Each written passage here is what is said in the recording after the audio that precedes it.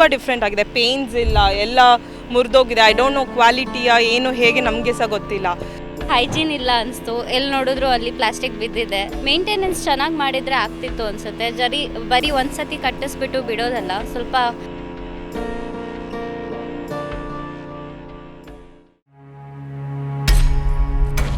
ಉಡುಪಿಯ ಆರ್ಥಿಕ ಬೆನ್ನೆಲುಬು ಎನಿಸಿಕೊಂಡಿರುವ ಮಲ್ಪೆ ಸರ್ವಋತು ಮೀನುಗಾರಿಕಾ ಬಂದರು ಇಂದು ಭದ್ರತಾ ದೃಷ್ಟಿಯಿಂದ ನಿರ್ಣಾಯಕ ಹಂತದಲ್ಲಿದೆ. 2008ರ ಮುಂಬೈನ ಭೀಕರ ದಾಳಿಯ ನಂತರ ಕರಾವಳಿ ಸುರಕ್ಷತೆ ಆದ್ಯತೆಯಾಗಿದ್ದರೂ ಮಲ್ಪೆಯಲ್ಲಿನ ಪ್ರಸ್ತುತ ಸ್ಥಿತಿಗತಿಗಳು ಹಲವು ಗಂಭೀರ ಪ್ರಶ್ನೆಗಳನ್ನು ಎತ್ತುತ್ತಿವೆ.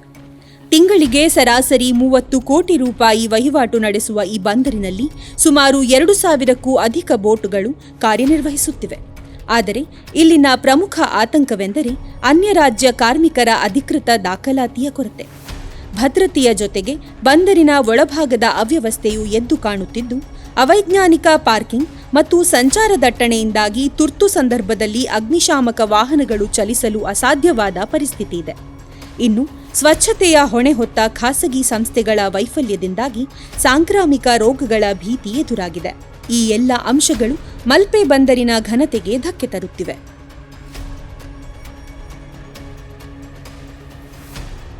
Udupi one of the top tourist attraction ಅಂತ ಆಗಿದೆ ಇಲ್ಲಿ. ಇವಾಗ ನೋಡೋಕೆ ಹೋದರೆ ಮಲ್ಪೆ ಬೀಚಲ್ಲಿ ಮೊದಲು ನಾನು ಸಣ್ಣಳಿರುವಾಗ ನೋಡುವಾಗ ಇರಲಿಲ್ಲ, ಈ ಥರ ಸ್ಪೋರ್ಟ್ಸ್ ಆ್ಯಕ್ಟಿವಿಟೀಸ್ ಇರಲಿಲ್ಲ, ಏನೂ ಇರಲಿಲ್ಲ. ಇದೆಲ್ಲ ಡೆವಲಪ್ ಆಗಿರೋದು. ಫಸ್ಟಿಗೆ ನಾನು ನೋಡಿದಾಗ ಹೇಗಿತ್ತು, ಇವಾಗ ನೋಡಿದ್ರೆ ತುಂಬ ಡಿಫ್ರೆಂಟ್ ಆಗಿದೆ. ಪೇನ್ಸ್ ಇಲ್ಲ, ಎಲ್ಲ ಮುರಿದೋಗಿದೆ. ಐ ಡೋಂಟ್ ನೋ ಕ್ವಾಲಿಟಿಯ ಏನು ಹೇಗೆ ನಮಗೆ ಸಹ ಗೊತ್ತಿಲ್ಲ.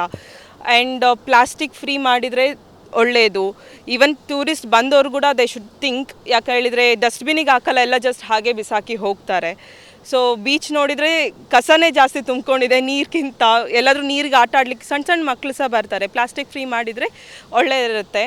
ಮತ್ತು ಪಾರ್ಕ್ ಇನ್ನೂ ಸ್ವಲ್ಪ ಡೆವಲಪ್ ಮಾಡ್ಬೋದು ಅನಿಸುತ್ತೆ ನನಗೆ.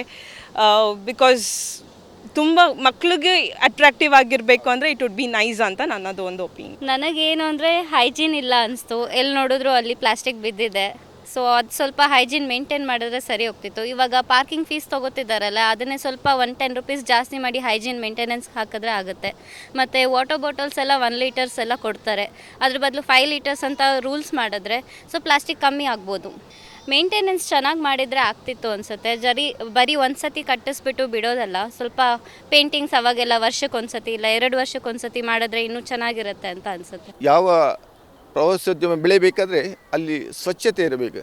ಆದರೆ ಇಲ್ಲಿ 2 ದಿವಸಕ್ಕೊಮ್ಮೆ 3 ದಿವಸಕ್ಕೊಮ್ಮೆ ಕಸವನ್ನು ಲಿಫ್ಟ್ ಮಾಡಿದರೆ ಅಥವಾ ಕಸವನ್ನು ತೆಗೆದರೆ ಆ ವಾಸನೆಗೆ ಪ್ರವಾಸಿಗರು ಮೂಗು ಮುಚ್ಚಿ ಹಿಂದೆ ಹೋಗ್ತಾರೆ. ಅದರ ಜೊತೆಗೆ ಪಾರ್ಕಿಂಗ್ ಸಮಸ್ಯೆ. ಇಷ್ಟೊಂದು ವಾಹನಗಳು ಬರುವಾಗ ಅಲ್ಲಲ್ಲಿ ಅಡ್ಡಾದಿಡ್ಡಿಯಾಗಿ ಇಲ್ಲಿ ವಾಕಿಂಗ್ ಟ್ರ್ಯಾಕ್ ಮಾಡಿದ್ದಾರೆ. ವಾಕಿಂಗ್ ಟ್ರ್ಯಾಕ್ನ ಮೇಲೆ ವಾಹನಗಳು ನಿಲ್ತದೆ. ಜನರು ರಸ್ತೆಯಲ್ಲಿ ನಡಿಬೇಕಾಗಿದೆ. ನವಂಬರ್ ಡಿಸೆಂಬರ್ ತಿಂಗಳಲ್ಲಿ ತುಂಬ ಮಂದಿ ವಿದ್ಯಾರ್ಥಿಗಳು ಬರ್ತಾರೆ.